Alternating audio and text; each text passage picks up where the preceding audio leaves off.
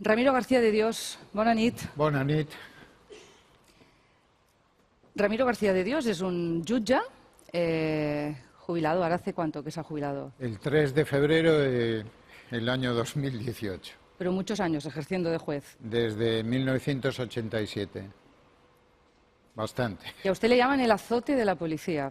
Bueno, es una expresión no poco cariñosa, pero tampoco es despreciativa. Es más bien, bueno, de haber comprobado que hay jueces garantistas y que ejercemos o pretendemos ejercer una función de control sobre los pretendidos poderes autónomos que se atribuye a la policía. Un sistema, más que la policía, yo prefiero hablar del subsistema policial, sobre todo un subsistema policial que tiene prácticamente un hilo conductor con ningún tipo de ruptura con la dictadura de la policía.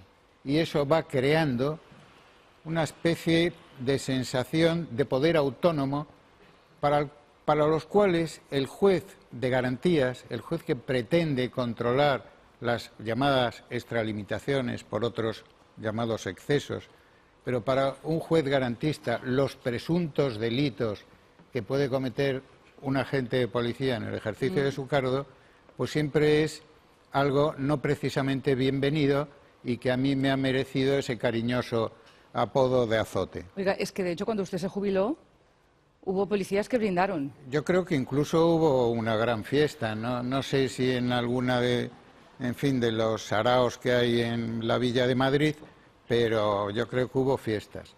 Sobre todo hubo fiestas porque yo desde el año 2009 hasta que me jubilé en el 2018 desempeñé, aparte de la función de juez de instrucción, la función de juez de control del Centro de Internamiento de Inmigrantes de Madrid-Aluche.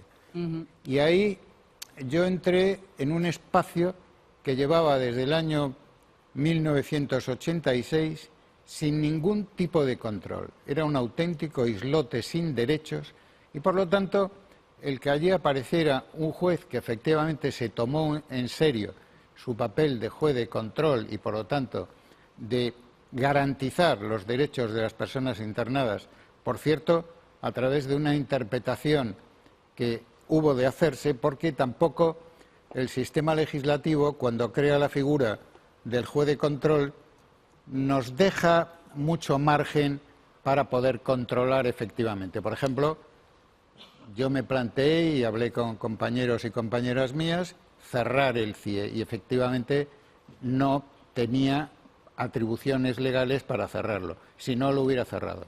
¿Por qué no es habitual que los jueces critiquen a la policía en España?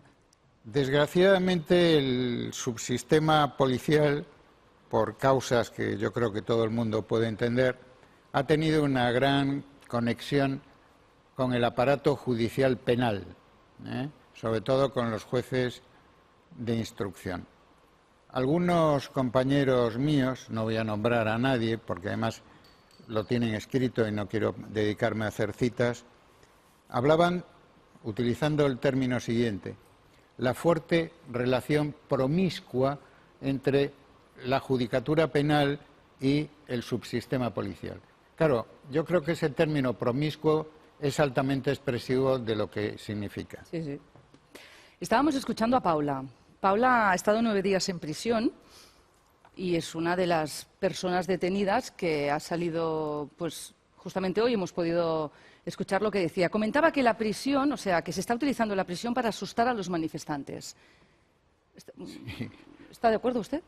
No, vamos, yo no conozco el caso concreto y por lo tanto voy a decir en general, porque no conozco el caso concreto.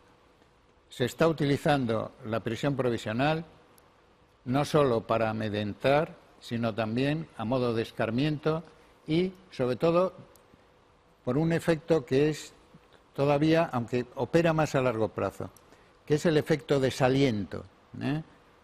El efecto desaliento está muy estudiado, no hace falta que te manden a prisión. Si te mandan a prisión, el efecto desaliento se incrementa, porque, claro, no todo el mundo en sus luchas por los derechos asume o está dispuesto a la prisión.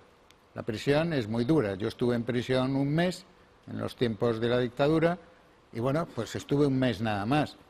Pero claro, si estoy a lo mejor 1 año, 2 años, ya no digamos, si me llegan a condenar a 13 años, pues no le quiero decir la dureza de lo que supone la prisión. Yo he visto además, como juez de control del centro de internamiento, la dureza que supone estar 60 días como máximo. Lo que sufre la gente que no ha cometido ningún tipo de delito, simplemente llegan en unas pateras, los cogen y los mandan a los centros de internamiento después de haberse jugado la vida. Bueno, si lo pasamos a una ciudadana o a un ciudadano, a una joven que lucha por unos derechos y en una manifestación, bien por correr menos o bien por no hacer nada, porque esa es otra de lo que pasa.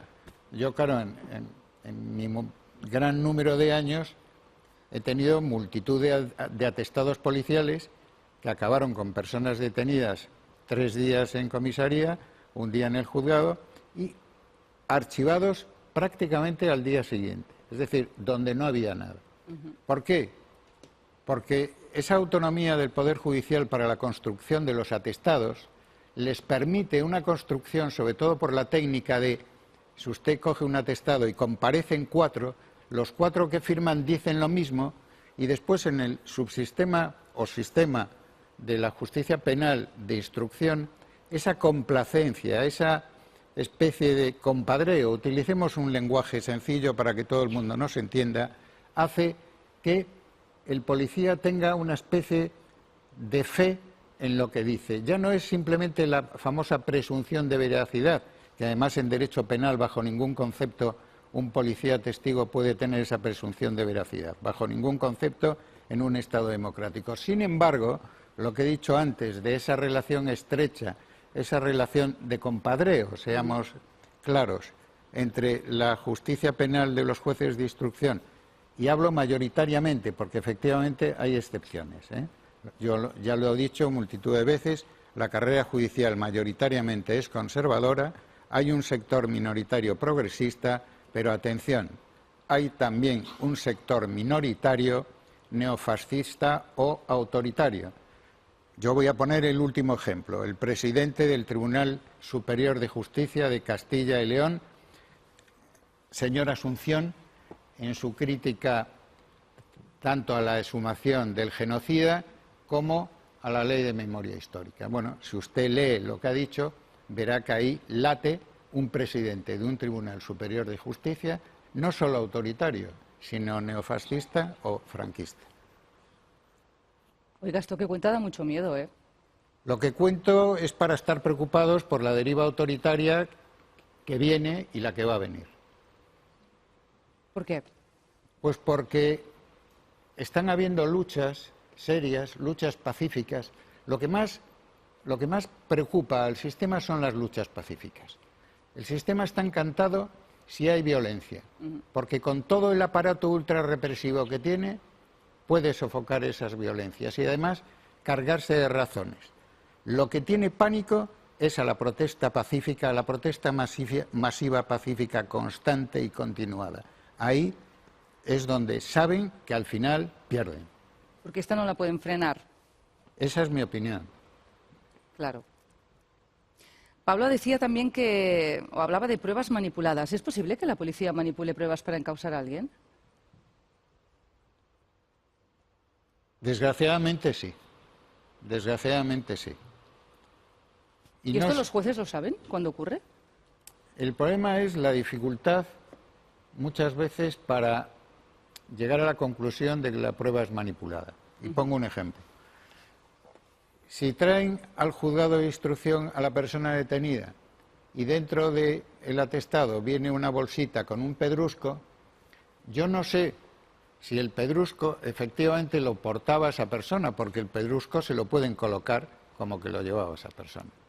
La persona a mí me dice que no llevaba, que esa persona estaba, que lo único es que no corrió lo suficiente y que resulta que le ha aparecido un pedrusco. ¿Qué pasa? Que fíjese lo que dije antes, va a haber la versión de esa sola persona y sin embargo 3 o 4 que firman el atestado con lo del pedrusco. Si tú no tienes una sana y prudente desconfianza frente al aparato policial, ¿qué es lo que cuela? La versión de los policías. Así de sencillo, yo no voy a engañar a nadie. Y no hay jueces que tengan, ¿cómo lo ha dicho esto usted? Aparte de usted que es el azote de la policía, y ahora entiendo por qué, no suele ocurrir, no suele ser habitual que el juez desconfíe de la policía. Exactamente por todo lo que dije Sí. antes, ¿eh? Eso no quiere decir que no haya jueces que, como yo, han tenido una función de garantía y, por lo tanto, de control, de verificar la verdad o el acto falsario que puede contenerse en un atestado policial. Si un periodista estudiase los atestados policiales que a lo largo de mi vida he tenido, tanto en Bilbao como en Madrid, verán el lenguaje que utilizan no solo para sobredimensionar, sino para colocar a una persona que a lo mejor no ha hecho nada más que correr, atribuirle, por ejemplo, desórdenes públicos, etcétera, ¿no? Muchas veces con frases absolutamente valorativas, es decir, sin ser capaces de relatar un hecho concreto, ¿no? Por ejemplo, se enfrentó a nosotros de modo agresivo. Y claro, tú tienes al policía después, ¿me podría decir en qué consistió? Y va, tautológico, en modo agresivo, señoría. Oiga, dígame hechos concretos. Eso les molesta, porque ahí pueden fallar, porque yo cuando ya tomo declaración a los policías, yo les tomo declaración por separado, con lo cual ya no se me pueden comunicar. Y ahí eso le tienen pánico. Ya. Y te llega, alguno se atreve a decir, ¿qué pasa, señoría? ¿Que se atreve usted a desconfiar? O sea, así es, desgraciadamente. Pero es que usted lo dice con una normalidad que Yo a mí, lo sinceramente, digo porque soy me preocupa mucho. Yo lo digo porque soy consciente en lo que he trabajado, soy consciente en que tengo el deber de que la ciudadanía sepa también lo que es un subsistema policial autoritario, porque esto no quiere decir que, claro, que toda la policía, porque la policía científica no tiene nada que ver con esto, las policías que se dedican a investigación criminal tampoco. Aquí el tema fuerte está en los llamados cuerpos antidisturbios, sean los que sean, sean los belchas de la Archancha Vasca, sean las brigadas móviles de los Mossos de Escuadra, sean las unidades antidisturbios del Cuerpo Nacional de la Policía o las especiales de la Guardia Civil, o incluso algunas extrañas y pintorescas creadas en Madrid por el gobierno de la derecha de la Policía Municipal. ¿Qué le parece las actuaciones de los Mossos y de la Policía Nacional durante estos altercados? Bueno, una ventaja de la jubilación es que me ha permitido ver cantidad de vídeos, y no solo de televisiones del Estado español, sino vídeos a través de otras televisiones. Y yo he visto, efectivamente, actos presuntamente delictivos. ¿Y qué tipo de delitos? Primero, de presuntas lesiones y, sobre todo, de presuntos delitos contra la integridad moral de las personas. Es decir, no hay derecho a agarrar a una persona que está sentada, patearla, pegarle. Eso es más que una agresividad de tipo de fuerza, es más bien humillar, es querer destrozar. O sea, Ferrajoli, en su libro sobre el manifiesto sobre la igualdad, en el capítulo 7, habla de sadismo legislativo, de sadismo gubernativo, y ya hay estudiosos que están hablando ya del sadismo jurisdiccional. Dentro del gubernativo va el policial. Ya.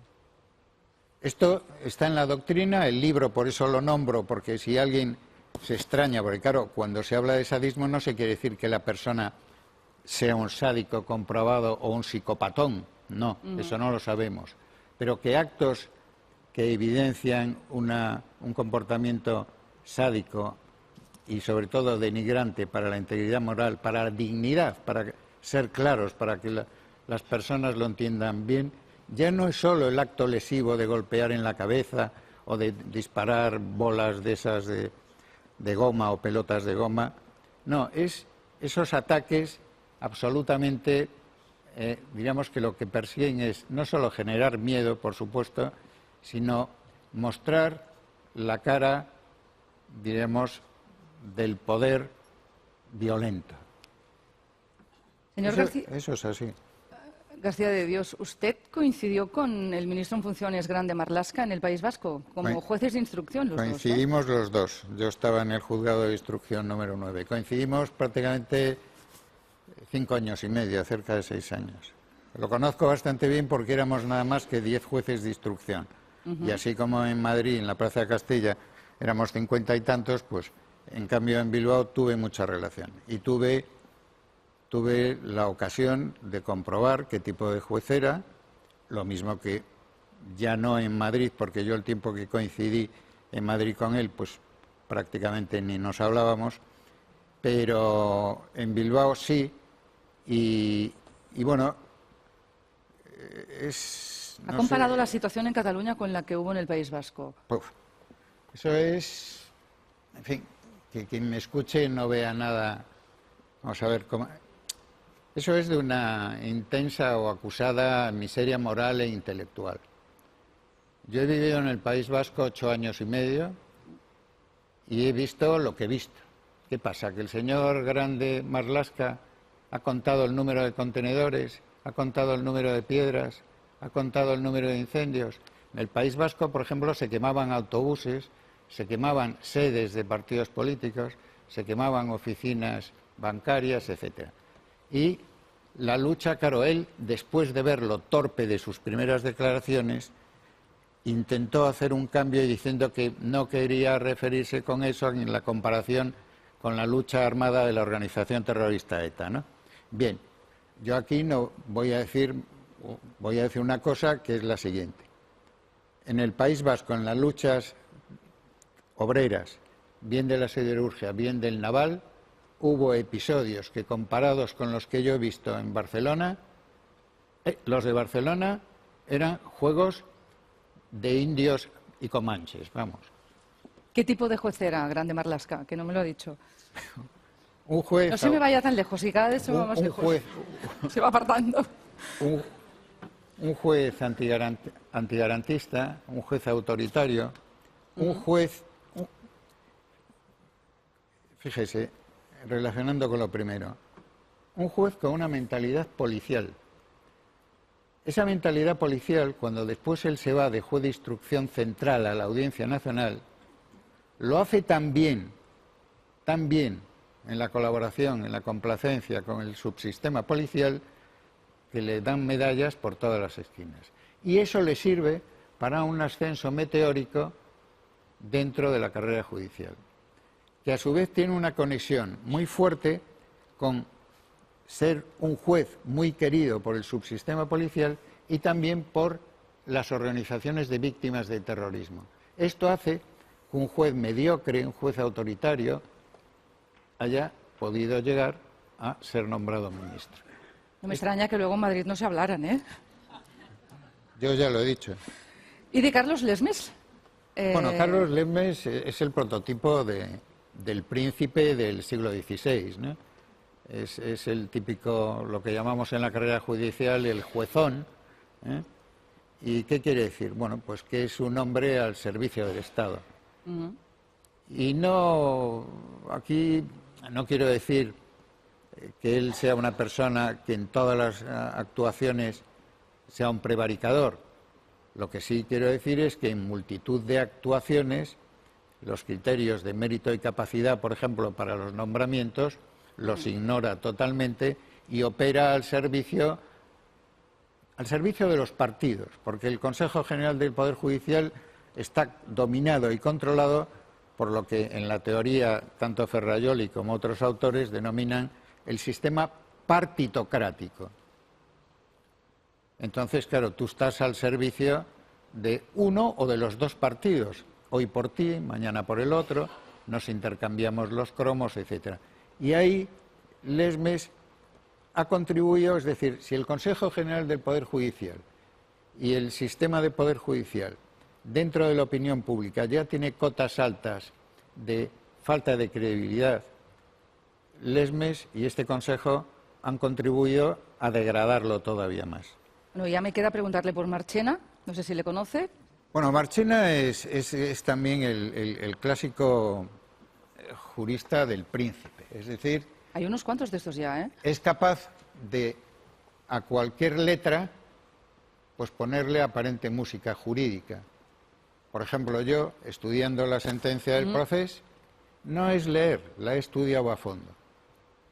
Bueno, pues mire a la conclusión a la que llego en relación con lo que le dije antes. Es a la letra del OE, a por ellos, ponerle música jurídica. Yo creo que con esto he dicho todo. Fidel.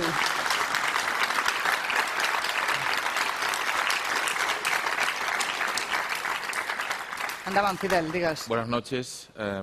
Primero una reflexión que quería compartir con usted. Me gustaría saber qué opina de que ciertas latitudes políticas ahora descubren la represión policial a raíz de circunstancias, teniendo en cuenta que hay desde hace bastantes años trabajando entidades de forma muy modesta, como Iridia, como el Observatorio de los Derechos Penales, como los autores de un documental que le recomiendo, que es La cifra negra de la violencia institucional, como es la gente de Tanquem els CIES, de Cerremos los CIES. O sea, una reflexión sobre qué le parece que ahora ciertas latitudes políticas descubran o hablen de represión. Y una pregunta doble muy concreta, a raíz de su diagnóstico del sistema penal y penitenciario judicial. Una sobre los sindicatos, tanto de los sindicatos del sistema penitenciario como de los sindicatos policiales. ¿Cuál es su opinión respecto a la actitud que están teniendo los sindicatos, en teoría defensores de los trabajadores y de los derechos, en toda esta descripción que usted hace? Y segunda, ¿cuál sería la reforma legislativa y judicial que usted propondría para evitar este tipo de politización tan evidente del sistema judicial español? Era una, pero bueno, Fidel hace esto. Dice que hará una y hace tres. No, lo que pasa es que las preguntas... Vamos a ver, empezando por el final, ¿qué propondría yo? En primer lugar, un sistema de acceso a la carrera judicial que impidiera, o que hiciera, mejor digo, vamos a quitar el verbo impedir, que hiciera posible que la carrera judicial no estuviera mayoritariamente formada por jueces o juezas con una procedencia social muy condicionante después para el ejercicio de la función judicial. Es decir, es imprescindible que en la carrera judicial no solo haya hombres y mujeres, ya hay más mujeres que hombres, sino que esos hombres y mujeres tengan mayoritariamente una procedencia, diríamos, por utilizar un término que también engloba al término clásico referido a procedencia de origen de clase trabajadora, de clases populares.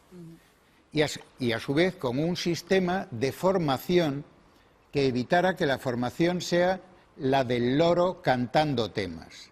Es decir, yo, por ejemplo, me inclinaría por el sistema holandés, que es un sistema en el que para acceder entras a la escuela judicial con un sistema de test de cultura jurídica, de cultura general, de sociología, etcétera, y después en la escuela judicial es donde te forman para el ejercicio de la función jurisdiccional, durante varios años, no durante un año, no me acuerdo de memoria si son 3 o 4. Bueno, esto sobre la pregunta sobre la modificación. Después añadiría otra cuestión, que es que dado este sistema de acceso, y por lo tanto conformado un cuerpo judicial con estas características plurales muy abiertas, sí propondría que la mayoría de los jueces y juezas que compusieran el Consejo General del Poder Judicial fueran elegidos, una parte entre jueces, pero otra parte también entre ciudadanía. No me atrevo ahora a definir cómo sería el modo de elección entre la ciudadanía. Bueno, hay otra pregunta que es sobre los sindicatos. Yo de los sindicatos de prisiones, la verdad no tengo, no puedo, la pregunta que no tengo capacidad de, porque no he conocido. Los sindicatos policiales. Los sindicatos policiales, en primer lugar, yo siempre he desterrado la palabra sindicato y prefiero hablar de cofradías policiales. Es decir, yo entiendo que un sindicato es trabajadores que luchan frente al patrono, que luchan frente a un Estado que en un momento dado, pues eso, degrada el sistema de asistencia social, etcétera. Por lo tanto, por favor, que no me digan a mí que se puede hablar de sindicatos. Pero bueno, existen nominalmente los llamados sindicatos. Si la carrera judicial es corporativa, los sindicatos son ultracorporativos. Eso quiere decir que, bueno, que atacan sistemáticamente cualquier crítica, pero a extremos. Por ejemplo, en Madrid acaban de archivar una causa, pero que han tenido a una concejala de Unidas Podemos, bueno, pues metida en un proceso penal por una mera crítica, que ni siquiera había dicho que los policías municipales hubieran golpeado al migrante mantero que corría, sino que decía que, bueno... Núria, et demanaré brevetat, sisplau, y a usted también, señor García de Dios, brevedad lo máximo posible. Absoluta. Venga. Buenas noches. Yo quería preguntarle, la sentencia del procés de sedición, ¿hasta qué punto limita los derechos de protesta? Por ejemplo, una persona que ahora quiere ir a frenar un desahucio, ¿tiene que tener en cuenta que la Guardia Civil o un fiscal la puede acusar de sedición? En mi opinión, vamos a ver, en mi opinión abre una vía peligrosísima para que ocurra que la Fiscalía, en virtud de un atestado de la Policía Nacional, de la Guardia Civil, de los Mossos, de la Archancha, etcétera, pueda acusar de sedición. Ahora, yo creo que es tan brutal el tipo penal de la sedición por las penas que lleva, que yo creo que, salvo que ocurran episodios de violencia física contra los agentes, de violencia física contra la comisión judicial, etcétera, yo creo que no va a ser posible, salvo que, bueno, que aquí me pase yo de optimista, porque, como habrán podido ver antes, soy más bien pesimista sobre lo que viene. Señor Ramiro García de Dios, muchas gracias por haber estado esta noche en Preguntas Frecuentes.